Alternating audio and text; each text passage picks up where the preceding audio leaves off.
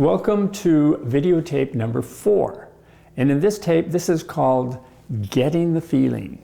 Getting the Feeling. Every time you make a drawing, it's actually a representation of some feeling in real life. So I call drawings symbols. And these little symbols represent something that is going on, some feeling or emotion that's going on in real life. The more you can capture that with your drawing or the symbol, the more you will thrill the viewer who's going to look at your drawing. You know, drawings that just don't have feelings, drawings that are just made and they're mechanical, just turn into something that's sort of anatomical or mechanical, and they're never going to thrill anybody that's looking at them. So it seems to me that to be a really, really good artist, you have to be able to go into some experience that you've had, go into some feeling, go into something that you want to draw, picture it on that screen in your head. I'm going to start with the circle that's going to be the head of Daphne, and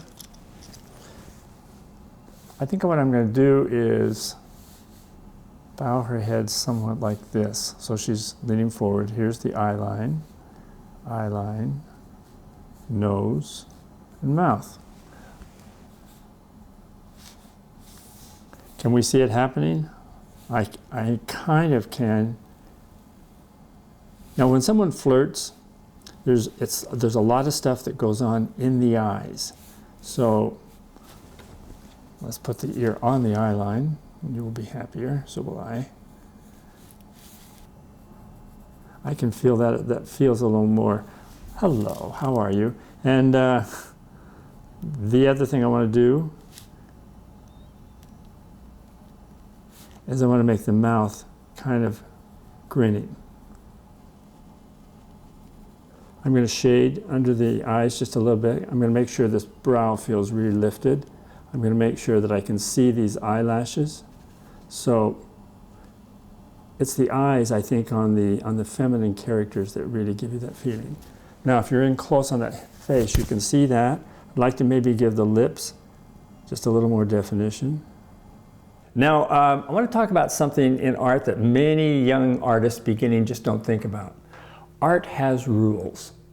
And if you look at any of the great artists that we remember, you'll find that they knew the rules, they obeyed the rules. And we've talked a little about them in previous videos where we're talking about straights and curves and placing shapes against, positive shapes against negative shapes. All those things become very important. And although I'm drawing a circle, I know that Cynthia is probably going to be more like an oval.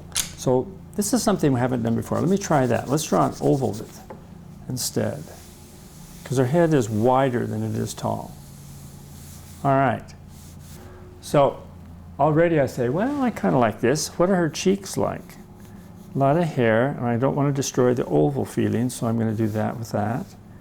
Make this hair stick out over here too, so I'm dealing with the cheeks. The brow would be very high, with a high forehead, and maybe just a little bit of hair up here on top. But I think we got a feeling anyway of a cute character. And the way you do it is you have big eyes, little infants, you have big eyes, you have all this baby fat on them, you have big forehead and tiny little mouth. And that seems to capture it. Now all this can vary with whatever, because there's probably varying degrees of cute, I can tell you. And so this is just one of them. But that's little Cynthia representing as a symbol the idea of cuteness or innocence. I can see in my head what I want, if I can only get something to happen. All right, the more I can put down on a piece of paper that reassures me that what you see in your head is going to happen.